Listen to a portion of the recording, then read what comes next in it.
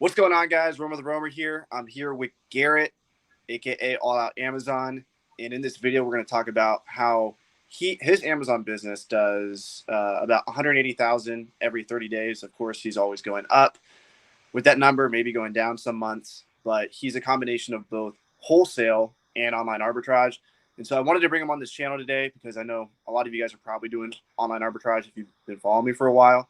And I want to talk about specifically how he uses wholesale in his business in the context of online arbitrage as well.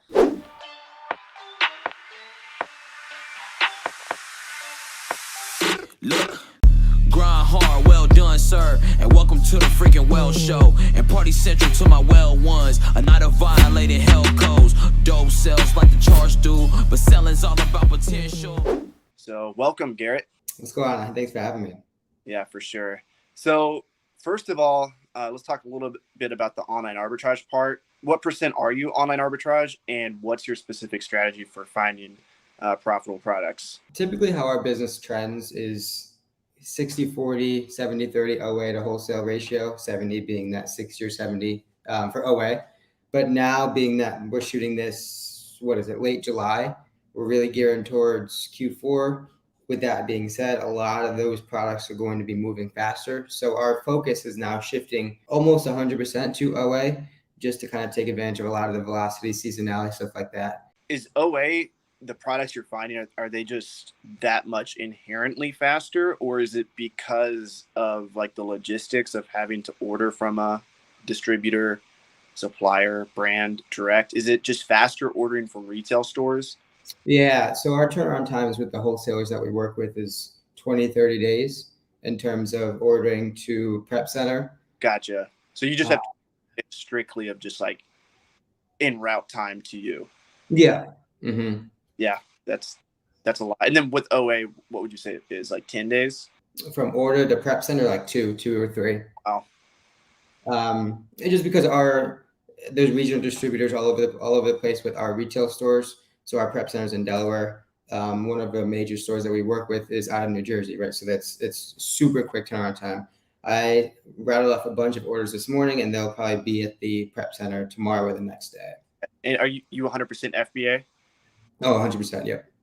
And so your strategy for actually finding these products, is it storefront stocking? Are you using software, tactical arbitrage? Yeah, so most of the products that we continuously find, in addition to our current catalog, are based on the subset of sellers that we acknowledge as competitive sellers, right? Competitive sellers to us. Same niche, same sort of strategies, same sort of products, that sort of thing, right? So we have an ever-growing list of these sellers that we're concerned with, that we're always learning from, always studying from. And so those are the sort of sellers that we're continuously monitoring, right? And they find products that they source from. We acknowledge them, we see them, and then try and map them back to the specific for miles. There you got Fields of Profit. What's that?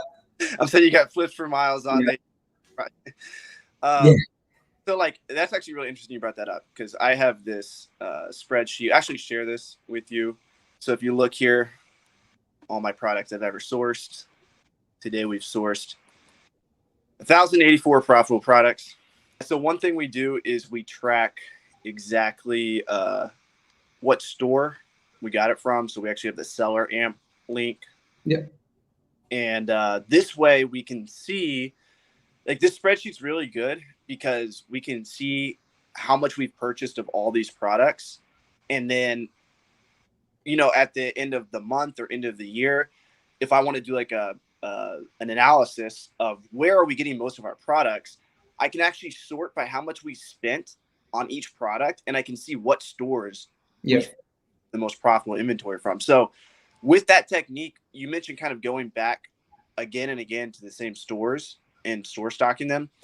What's kind of like your system or your method for that? Are you checking like once a day? Are you and is it you, or is it a team of VAs? Can you walk us through kind of how that overall system looks?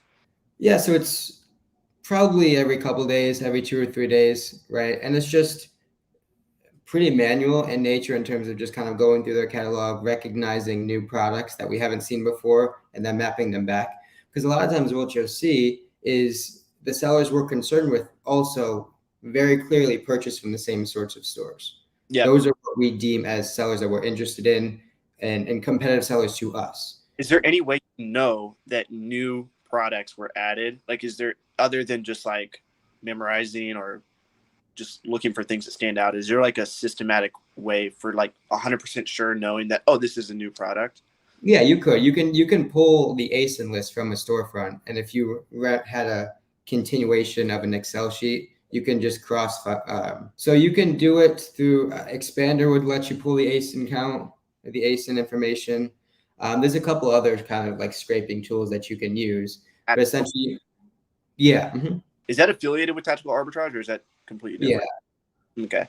And what you'd do is you'd be on the storefront page, you'd run the Expander tool, it would download all that information, and then if you exported that to your database, you can just run a quick VLOOKUP and cross-reference which ones have been added. That, or is that just No. I just have run it by feel, but you could do that if you wanted a more systemized way, for sure. Okay. Did you say you have VAs or no? Not anymore. We got rid of them. So interesting. It's such I've seen this trend a lot, and a lot of people in the game crushing it right now don't have VAs. You got Flips for Miles, all of his people, yourself, but then at scale, you have like the huge guys, top 100, and of course, maybe they're not virtual assistants, but they have a huge team of people who help them find. Right. So like, it's kind of like this weird dynamic that I've been noticing, and like it's incredible how much you can spend. Like what's spending literally, how much are you spending a month? Right now, probably around 100, 110. Like, that's insane. No VAs. This is something I talk about a bunch, right? And so if you kind of like visualize like a triangle, right? In the beginning, it's thick and then it gets smaller. That's exactly how your experience, your journey sourcing is. In the beginning, you have no competitive sellers that you're interested in. You have no sources that are proven. You have no products that you can pull recommended products from, similar products, that sort of thing, right? So you're shooting blind. In the beginning, you have to cast a wide net, right? You have to use the TAs. You have to use every tool to your advantage you can, because you have to cast a wide net knowing that your conversion in terms of products you find in comparison to total products you look at is going to be very low. But as you progress, as you gain experience, as you gain the sellers that you're interested in, the product in catalog, everything that you can branch off of, your sourcing gets more refined, gets a lot more strategic. And so in the beginning, when you could spend thousands and thousands or go through thousands and thousands of products and maybe find one or two, that conversion is really low. But now you look at less products because everything's more directed, more strategic, more refined, like I said. So I may look at 20 products, but 4, 5, 6, 7 of those are probably going to be profitable because they're pulled from very warm sources. There's a difference between warm products and cold products. Cold products are not from a seller, just completely shooting blind, right? Scanning the entire Walmart section, you don't know what you're going to get. They're cold products. But when you look at and when you spend more time at warm products, your conversion rate goes up. Warm products are from proven sources on sale. Warm products are from competitive sellers that you're interested in. Warm products are related products to something you're already selling profitably. Those are warm products. Warm products are always going to yield a higher conversion rate, right? So in terms of tracking how many products you look at versus how many products you actually can purchase, your conversion rate skyrockets as you spend more time on warm products. And that's just the natural progression as you gain more experience. More of your products, you have more warm sources. Okay, yeah, I love that idea. That's huge. That makes a lot of sense. And that's really like the momentum that you start to feel after doing this for a while, getting more and more. I've never heard that term before, but warm products. I actually just hired a new VA. I'll go ahead and say where I got it from. He used to work for Miles and Warner. He's actually like saying these terms that I'm not super familiar with because I just kind of jumped in this thing. I went through all these YouTube videos. And there's not a whole lot of content on online arbitrage out there. Went through Miles's course. And I was like, all right, I'm going in, diving in head first. But he's like saying these certain techniques. Like, I don't really use tactical arbitrage. I have a membership. We've tried using it a few times, but really what's worked for us is just storefront stocking. And I think like my team is consistently finding better leads now And I think it's because of the exact reason that you just said. It's the warmness of You know the where to product. look. And it's like, I have confidence if you're finding products from this guy's store and we're buying it from this retail store and we buy from that retail store all the time, you know, and even if it's like the similar category, like if it's a brand new category or brand or something, I'm going to be very hesitant, you know, like I ask Garrett once a week if I should sell Yeti and he always gives me the same damn answer. Like, just fucking try it, you know, but the IP, it's known in the community, the IP, but you know, Amazon Lit says like, there's all these brands people say IP, but we sell thousands or if not hundreds of thousands, you know, in volume each year. And I think that's an important thing too, is like, just because people say, it's like in jiu-jitsu, I was at jiu-jitsu class today. It's like people say do a move this way, or people say lift weights this way, but then you see somebody else doing it completely fucking different and that move works, it taps people out, or they're fucking jacked from doing like these weird ass bicep curls the wrong way. And I think the same principle applies in OA. I know it definitely applies in book selling. There's certain things people say, don't do this in book selling, but if you do it, like I know people that have built $100,000 businesses off of the wrong. I mean, that's the issue when we're talking about IP complaints, though, is because all the tools we use are all consumer driven. It's all data from consumer, right? And so what happens is it's just accumulation of years and years of history of certain brands, or of just receiving and documenting consumer driven data points. So Yeti, for example, if one person got one IP complaint from one listing under Yeti, they send it in, all the IP alerts, seller apps, they all using the same data, right? And so what happens is the one listing that had one IP complaint for one seller years ago is still now driving activity 10, 15 years down the line. Yeah. And that's the key. That's why it's more important to use the keep it information to dictate what products are liable to IP complaints or not, right? Because if we always see consistent amount of sellers, or if the sellers are increasing, all these things that we look at, if the data shows that you are good to sell something, then that's the information that I'm going to leverage more than IP alert telling me something. Yeah. Like Yeti, for example, I've told you this many times, right?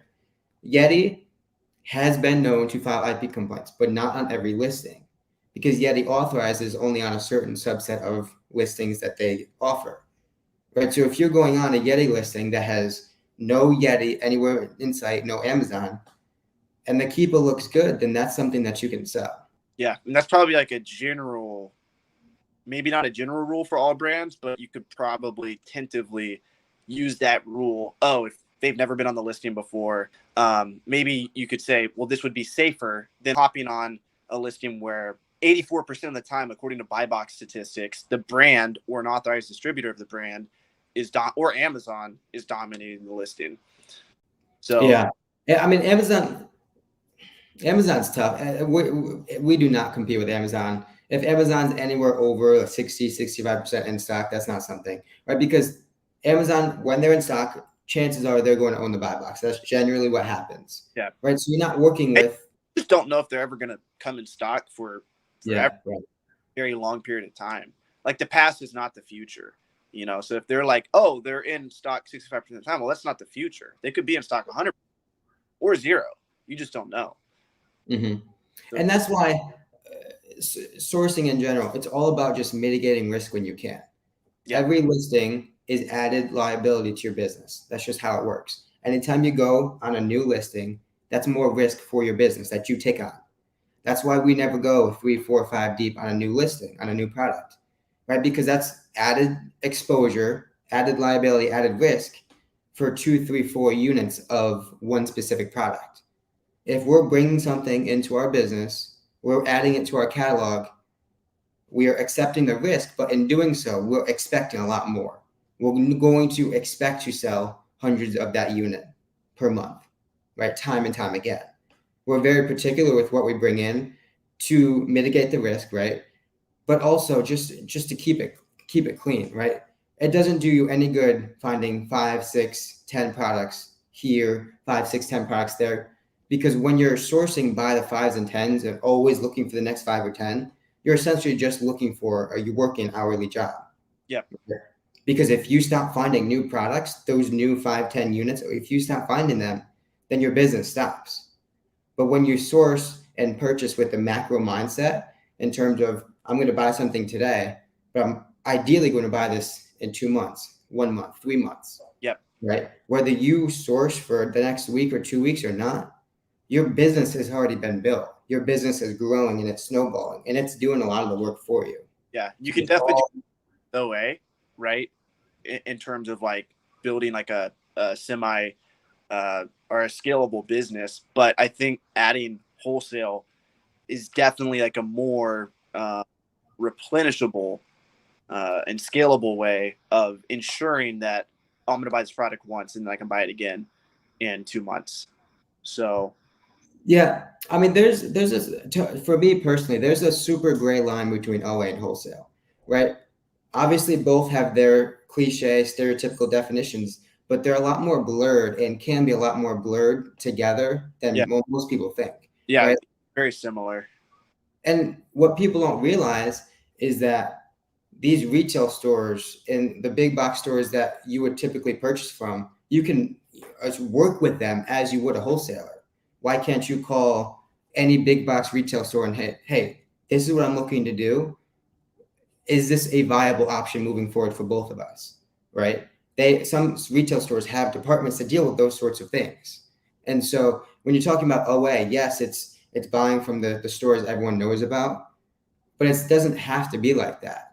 Mm-hmm. Wholesale OA, regardless of whether it's wholesale or OA, we're looking to buy 50, 100, 150 units at a quick clip, right? I'm not interested in trying to loop 3s and 5s and 10s all day long. If I can't put an order in for 25, 50 a couple times in a row with no threat of being canceled, I don't want to do it. Yeah. Right? Because just as profitability, just as velocity are key components to a good product, ease of purchase is the third, right? Yeah. Ease of purchase can make up for the other two if something maybe isn't as profitable. If I can rattle off hundreds and they're going to move, it does me just as good. Ultimately, what really matters is how many tangible dollars you profit from a particular unit. Right. And we both know people, and you're probably one of them yourself, that has purchased, 500 plus of a unit online arbitrage. That's more than some. To me, that's wholesale. Yeah. But they're buying it from a retail site. They don't have a wholesale account, so these two business models are very common. I like to look at Amazon as a whole as just selling items online. Like people are like, oh, I see you're shifting from books. It's like, I just sell shit on Amazon to make money. I don't care if it's a regular book, if it's a tech on arbitrage, if it's wholesale, if it's private label, and even private label and wholesale and online arbitrage can kind of merge. Like last summer, I wasn't personally doing the PPC, but listings that I was selling, did a little bit of PPC, and it's like people think of that as like a private label thing, so it just comes down to selling shit online. But in the next video, Garrett and I will be talking more specifically about wholesale and how to set up these accounts and his strategy for getting wholesalers and I think a little bit of brand direct too, right? Yeah. Yeah. So that'll be in the video below if you guys want to click that. Also, all of his social media is below. I highly recommend following him. He gives a bunch of free content for free.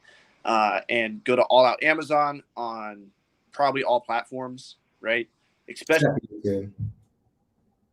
And thanks for coming on, man. If you guys want to stay in touch with all my new content and Amazon events and maybe even exclusive Zoom lives with high-level people, make sure to go to roamer.biz. That'll also be linked below. That's ROAMER.biz. Just put your email in and you'll stay in touch with all my new content. I'll send Zoom links every once in a while on Fridays to network with people. And then also, of course, like events and different things like that. So appreciate having you on, Garrett. See ya. Yes, sir.